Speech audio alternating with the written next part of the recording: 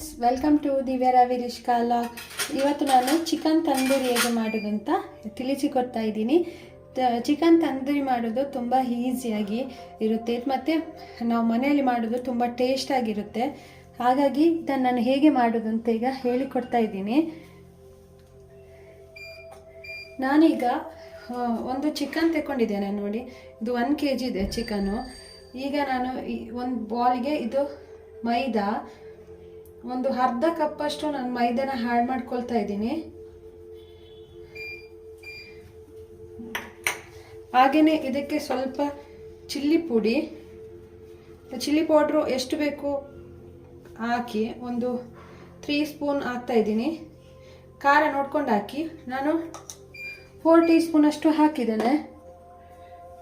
ಹಾಗೆಯೇ ಸ್ವಲ್ಪ ಟರ್ಮರಿಕ್ ಹಾಕ್ತಾ ಇದ್ದೀನಿ. ಅಂದರೆ ಕೆಲವು ಸಲ ನಮಗೆ ಚಿಕನ್ ತಿಂದುವಾಗ ಒಂಥರ ವಾಮಿಟ್ ಎಲ್ಲ ಬಂದಾಗ ಒಂಥರ ಅನಿಸ್ತದೆ. ಹಾಗಾಗಿ ನಮಗೆ ಹಾಗೆ ಆಗಬಾರ್ದು ಅಂತಿದ್ರೆ ನಾವು ಅರಸಿನ ಪುಡಿನ ಯೂಸ್ ಮಾಡ್ಕೋಬೇಕು. ಮತ್ತು ಕೊತ್ತಂಬರಿ ಪುಡಿ ಒಂದು 2 ಟೀ ಸ್ಪೂನ್ ಅಷ್ಟು ಕೊತ್ತಂಬರಿ ಪುಡಿನ ಯೂಸ್ ಮಾಡ್ಕೊಂಡಿದ್ದೇನೆ. ಹಾಗೆಯೇ 1 ಟೀ ಸ್ಪೂನ್ ಅಷ್ಟು ಪೆಪ್ಪರ್ ಆ್ಯಡ್ ಮಾಡ್ಕೊಳ್ತಾ ಇದ್ದೀನಿ. ಈಗ ನಾನು ಇದಕ್ಕೆ ಮೊಸರನ್ನ ಆ್ಯಡ್ ಮಾಡ್ಕೋಬೇಕು. ನಾನೀಗ ಮ್ಯಾಗ್ನೇಟ್ ಮಾಡಬೇಕಲ್ವ, ಅದಕ್ಕೋಸ್ಕರ ನಾನು ಒಂದು ಅರ್ಧ ಕಪ್ಪಷ್ಟು ಮೊಸರು ಅಂತ ತಿಳ್ಕೊಳ್ಳಿ. ಅರ್ಧ ಕಪ್ಪಷ್ಟು ಮೊಸರು ತಗೊಂಡಿದ್ದೇನೆ.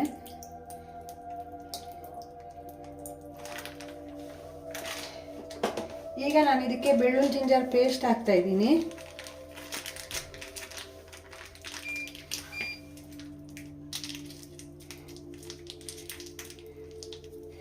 ಬೆಳ್ಳುಳ್ಳಿ ಜಿಂಜರ್ ಪೇಸ್ಟ್ ಹಾಕಿದ್ದೇನೆ.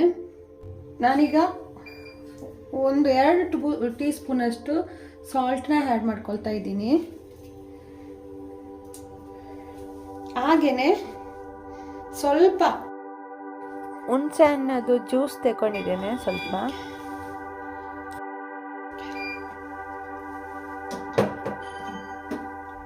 ಇದಕ್ಕೆ ನಾನೀಗ ಹುಣಸೆ ಹಣ್ಣದು ನೀರನ್ನ ಸ್ವಲ್ಪ ಆ್ಯಡ್ ಮಾಡ್ಕೊಳ್ತಾ ಇದ್ದೀನಿ.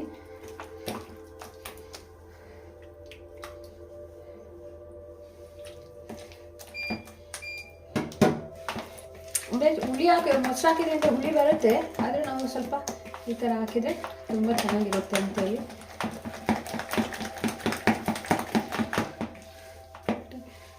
ಇದಕ್ಕೆ ಯಾವುದೇ ಕಲರ್ ಹಾಕಿಲ್ಲ, ಇದೇ ಸಾಕು. ನಾನು ಫುಡ್ ಕಲರ್ ಹಾಕ್ತಾ ಇಲ್ಲ, ಸಾಕಿದೆ.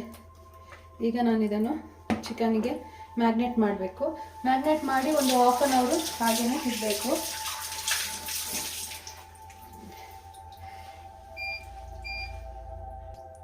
ಈ ಚಿಕನ್ನ ಸ್ವಲ್ಪ ಸೈಡಿಂದ ಅಂದರೆ ಮೆಲ್ಲ ಕಟ್ ಮಾಡಬೇಕು.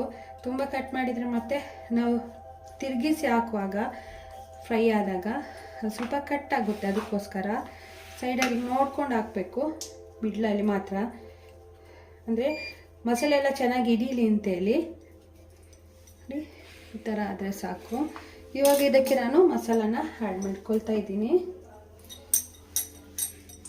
ಈ ಥರ ಮಸಾಲೆ ಆ್ಯಡ್ ಮಾಡ್ಕೊಂಡ್ರಾಯ್ತು.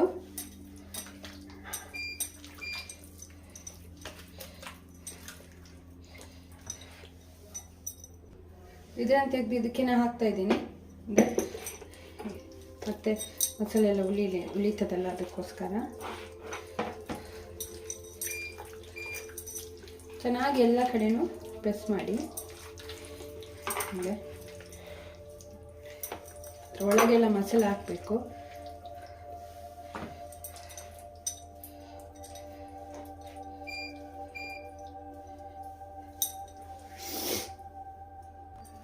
ನೋಡಿ, ಇವಾಗ ಇದು ಆಗಿದೆ ನೋಡಿ. ಈ ಥರ ನಾನು ಮ್ಯಾಗ್ನೇಟ್ ಮಾಡಿ ಒಂದು 1/2 hour ಇಟ್ಕೊಂಡಿದ್ದೇನೆ.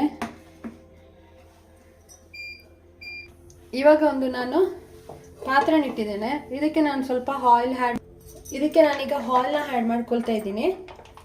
ಸನ್ಫ್ಲವರ್ ರಿಫೈನ್ಡ್ ಆಯಿಲ್ನ ಯೂಸ್ ಮಾಡ್ಕೊಳ್ತಾ ಇದ್ದೀನಿ. ಸ್ವಲ್ಪ ಎಣ್ಣೆ ಹಾಕ್ತಾ ಇದ್ದೀನಿ ಇಷ್ಟೇ.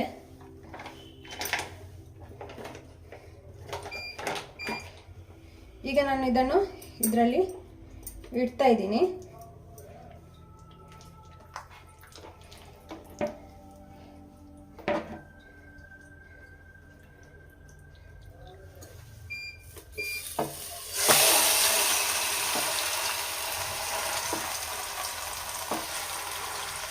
ಥರ ಇಟ್ಟೆ. ಉಳಿದ ಮಸಾಲೆ ಎಲ್ಲ ಸ್ವಲ್ಪ ಈಗ ಹಾಕಿ ಮತ್ತೊಂದು ಸಲ ನಾವು ತಿರುಗಿಸಿ ಹಾಕುವಾಗ ಹಾಕಿ ಮಸಾಲೆ ಎಲ್ಲ ಚೆನ್ನಾಗಿರುತ್ತೆ.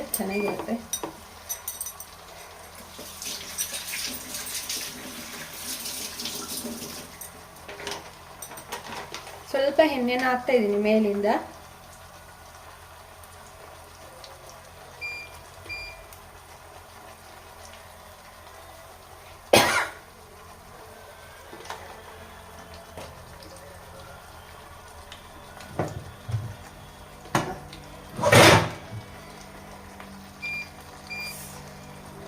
ಇವಾಗ ನಾನು ಮುಚ್ತಾ ಇದ್ದೀನಿ. ಹೀಗೆ ಟೈಟ್ ಆಗಿರುತ್ತೆ ಇದು. ಮುಚ್ಚಿ ಸ್ವಲ್ಪ ಹೊತ್ತಾದ್ಮೇಲೆ ಇನ್ನೊಂದ್ಸಲ ತಿರುಗಿಸಿ ಹಾಕಬೇಕು, ಫ್ರೈ ಆಗಲಿ ಚೆನ್ನಾಗಿ.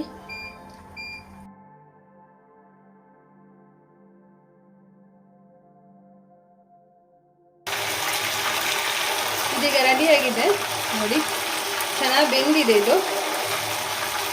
4 ಸೈಡ್ನು ಆಚೆ ಈಚೆ ಹಾಕಿದ್ದೇನೆ ನೋಡಿ, ಚೆನ್ನಾಗಿ ಬೆಂದಿದೆ.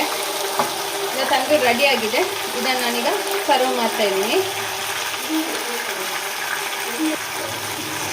ನಾವು ಮಾಡುವ ರೆಸಿಪಿ ನಿಮಗೆ ಇಷ್ಟ ಆಗಿದ್ರೆ ಒಂದು ಲೈಕ್ ಕೊಡಿ ಮತ್ತು ಸಬ್ಸ್ಕ್ರೈಬ್ ಮಾಡಿ, ನಮ್ಮ ಚಾನಲ್ಗೆ ಸಪೋರ್ಟ್ ಮಾಡಿ. ನನ್ನ ತಂದೂರಿ ರೆಡಿಯಾಗಿದೆ ನೋಡಿ.